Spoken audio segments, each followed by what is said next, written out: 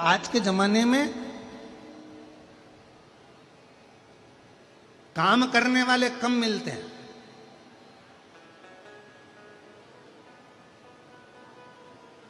आज के जमाने में फैक्ट्री में काम करने वाले कम मिलेंगे, घर में काम करने वाले कम मिलेंगे, दुकान पर काम करने वाले कम मिलेंगे, पर जितने भी मिलेंगे काम करने वाले कम मिलेंगे, पर कान भरने वाले ज्यादा मिलेंगे।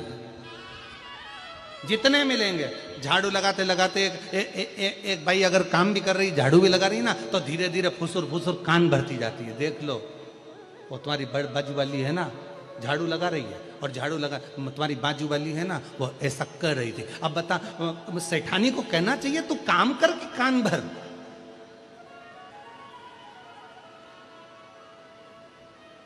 अब जितने काम करने वाले पूर्व के समय में थे, आज के जमाने में काम करने वाले तो कम हो गए, कान भरने वाले ज्यादा हो गए। ना जाने कितने कितने कान भरने वाले हो गए। फैक्ट्री में काम करो तो कोई ना कोई एक दूसरे का कान भरता रहेगा। इसी को भड़काएंगे, इसको भगाएंगे, उसको लाएंगे, उसको भगाएंगे, उसको लाएंगे, उसको भगाएंगे। घर में कोई काम कर रहा है तो उसके धीरे धीरे कान भरते रहेंगे, उसको भगाने का प्रयास करेंगे। काम करने वाला काम नहीं कर पाता, दिन भर बैठकर केवल कान भरा करता है। शिव महापुराण की कथा में स्वयं शंकर भगवान माता पार्वती जी से कहते हैं, हे पार्वती, चल मैं तुझे अमरनाथ की गुफा में लेकर चलता हूं। वहां क्या करना पड़ेगा प्रभु? पार्वती जी से शिव जी कहते हैं, वहां पर मैं तेरे कान भरूंगा, पर उन कानों में मैं कोई निंदा नहीं भरूंगा, उन कानों में भगवान का नाम भरूंगा, और अमर कथा तेरे कानों में मैं भर दूंगा। अमर कथा,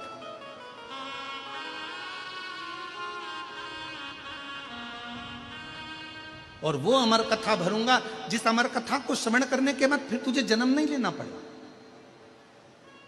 माता सती ने भी अमर कथा सुनने का प्रयास किया।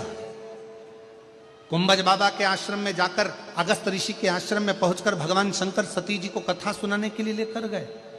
माता उमा जब भगवान महेश के साथ में विराजमान हुई, जब माता उमा महेश भगवान के साथ में विराजमान हुई, जिससे महेश्वरी समाज की उत्पत्ति हुई, उस समय पर भी भगवान महेश ने माता उमा को अमर कथा सुनाने का प्रयास किया। माता कात्यायनी को, माता कुचमंडा को, माता स्कंदा को, माँ कालरात्रि को, माता महागौरी को, ऐसा कोई माता का अवतार नहीं हुआ जिसमें भगवान शंकर ने माँ पार्वती जी को जो अन्य रूप में आई उनमें उन्होंने अमर कथा सुनाने का प्रयास नहीं किया।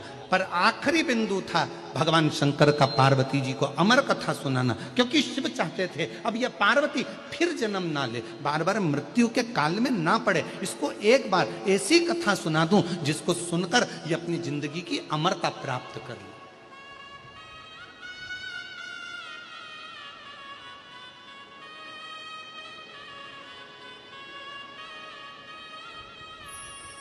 और मेरे बाबा सुना दो ऐसी कथा जिसे सुनकर मैं भी अमर हो।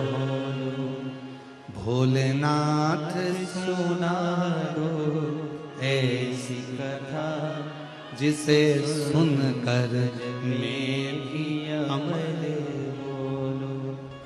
जिसे सुनकर मैं भी अमर हो, जिसे सुनकर मैं भी अमर हो।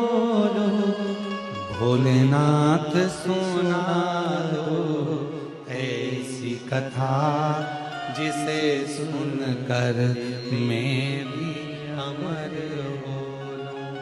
मेरे बाबा सुना दो ऐसी कथा जिसे सुनकर मैं भी अमर हो। वो कथा मुझे सुनना है।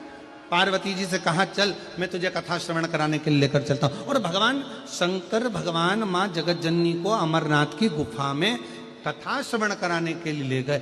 सबको हटाया,